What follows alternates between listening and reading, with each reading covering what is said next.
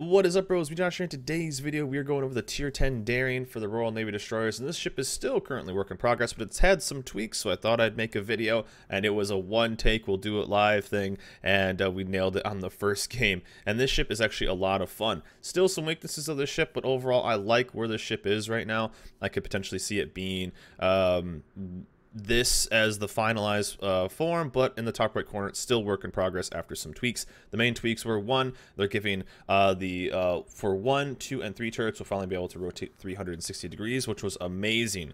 That lets you be kind of aggressive, with this line being the quote-unquote defensive line. So still the major weakness of this line is just being extremely slow.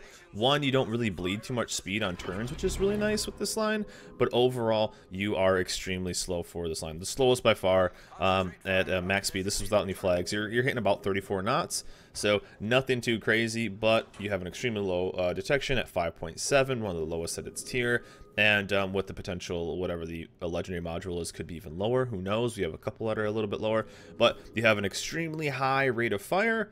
And one of the other downsides, too, is you do rely on inertia fuse for being able to do damage. But by the time you're tier 10, you're going to be having a ton of points on your captain anyway. And two, it's with the goofy smoke. So not only are the Pan-Asians known for their kind of short smoke, you have the Royal Navy line. So this is a lot like the cruiser smoke, where but it doesn't last very long.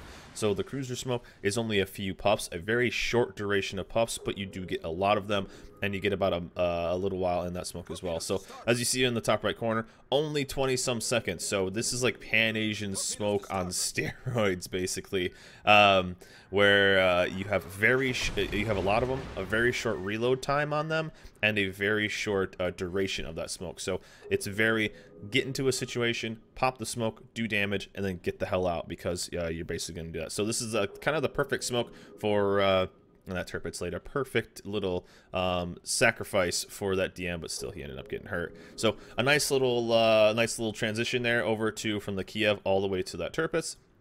And one thing that we can notice is the ability on the torp. So one thing that they changed, which was one of the biggest critiques out of, I think, of all the CCs, especially me, was the torp layouts. And so Royal Navy line, one of their niches is they can do the single firing torps. So people would say, why would you want the single fire torps? Well, single fire torps are extremely strong if something is pushing into you, pushing around a corner, pushing straight at you, where you can single fire torps one after another and just get maximum damage and basically a killing shot. But the secondary loadout for this was the ability to widespread. So either you single torped or you widespread, and that was it. Now they've made it a single torp or narrow spread, which I love.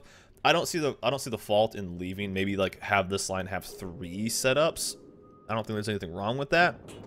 But like having the single, narrow, wide, maybe they just don't want to do that, so they just went single and narrow. I love it. It made the torps a lot more useful. There was nothing like trying to draw within the lines of trying to make a narrow spread with single firing torps. It was kind of funny trying to do it, but I really do love that they added the narrow spread, because it's kind of the most used spread, and widespread's kind of almost useless in my opinion. But overall, really liking that change. It was one of the worst parts of this, but again, also, with this, if you haven't seen it, the sonar has been lasting a long time. And with that, it's a very, as I say, it adds to the defensive kind of line of what this ship can do. And so you kind of have a very long duration on your sonar, 2.5 minutes, and that's without any modules. But your sonar doesn't really do much. I don't think I can highlight it over, but I think it's right around 2.4 kilometers with the sonar. This is kind of just like an update video, so if you want to see all the info, and we got the Kitakaze, so that's always good. But I think it's right around 2. It doesn't the range of picking up torps is almost nothing. I think you get like 7/10 of, I think it's 2.4, 7/10 of a kilometer more than what you would like spot on most IGN torps. So I find that kind of funny. It's like, instead of like, oh crap, it's oh crap. So you have a little bit, see how there was a little bit of a pause there? You have a little bit more time before that torp is going to hit you.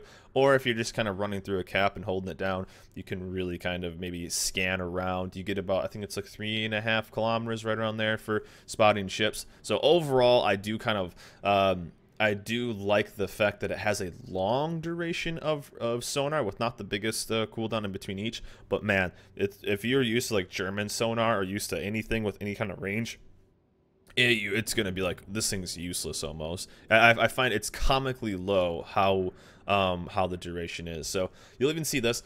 So the main weaknesses are still kind of there. One, it requires a high level captain, but by this tier you probably will have one, so that's not the worst thing. You're looking at least a 14-point captain, because you're gonna want concealment captain, obviously, and to do really any consistent damage, you're gonna need inertia fuse for the HE, because they're really low calibers. And two, they're very slow, so if anything wants to hunt you down, it can. We are going full speed forward at about 34 and some change, so extremely slow, the slowest line in the game.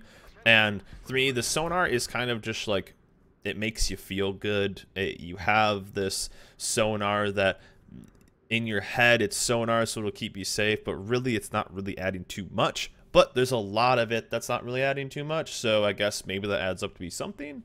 Who knows? But overall, you'll see this is a Haragumo. So Haragumo, obviously, probably the most damage you can probably get in a ship. So full life, basically full life. He's got a little bit gone. I've got a little bit gone. And so, as you see, insanely high rate of fire, but this is with inertia fuse. So extremely high rate of fire. And this is the guy at the start of the game that said he was coming for me. So by all means, friend. So we're going to pop that sonar up, especially get going.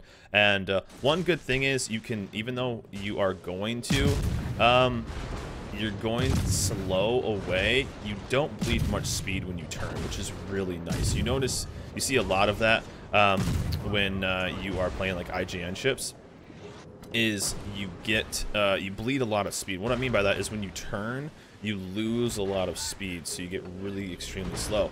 Luckily, this guy played this terribly. He sat broadside. I think he forgot I was a DD, and what happens when you sit broadside to a DD?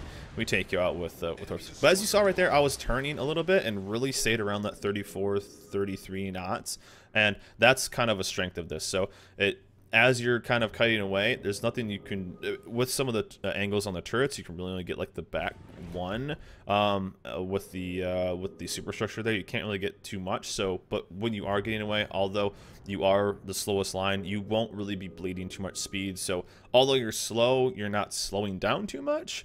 So I guess that's kind of a nice little trade-off, but again, 3 kills.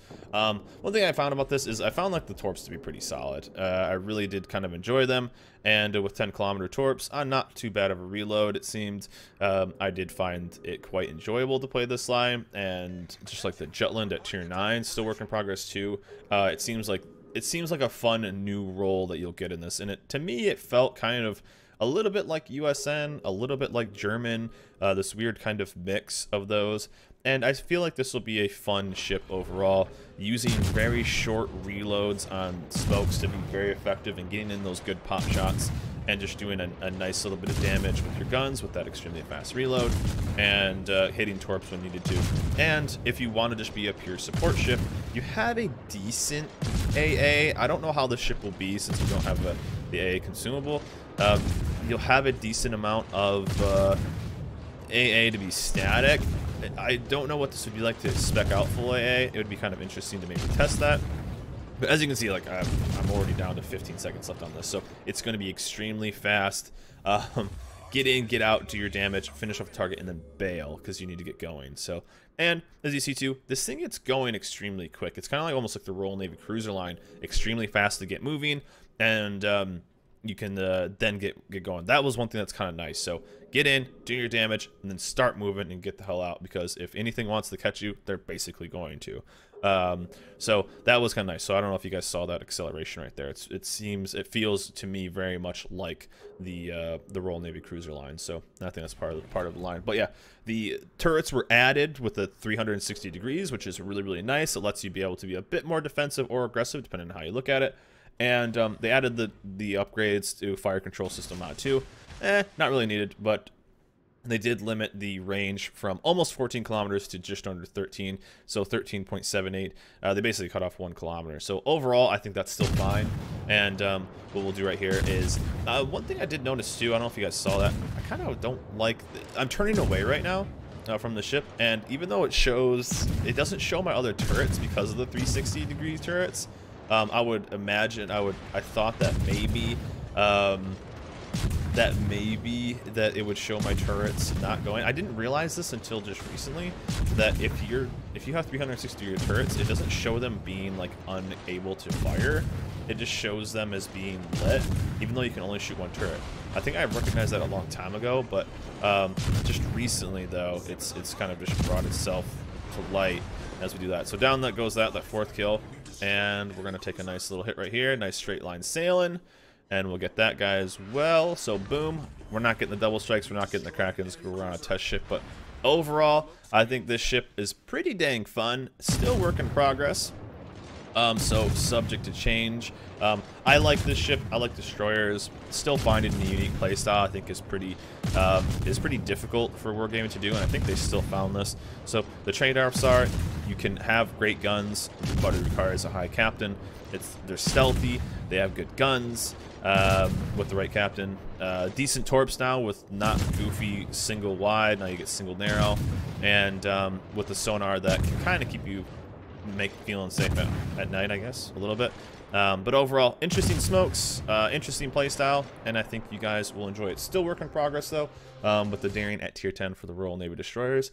They are eventually coming, so we'll see with the new update. So just wanted to show off the new version of the ship. I find it to be fun. I find it to be successful. Again, I was just wanting to get a good game with this, and we got it first take. So. And this isn't anything too crazy. So overall, a pretty solid game. What was it? 5 kills. Of course, we didn't get Kraken. 140k, decent amount of credit potential, and a bunch of torpedoes, a bunch of everything, and you can just be a good overall destroyer. But anyways, guys, that's it for me. Hope you guys enjoyed this video. The Royal Navy destroyers are on their way, and overall, I think will be pretty dang fun. So anyways, guys, hope you guys enjoyed this video. Remember to like, subscribe, and I'll see you guys next time.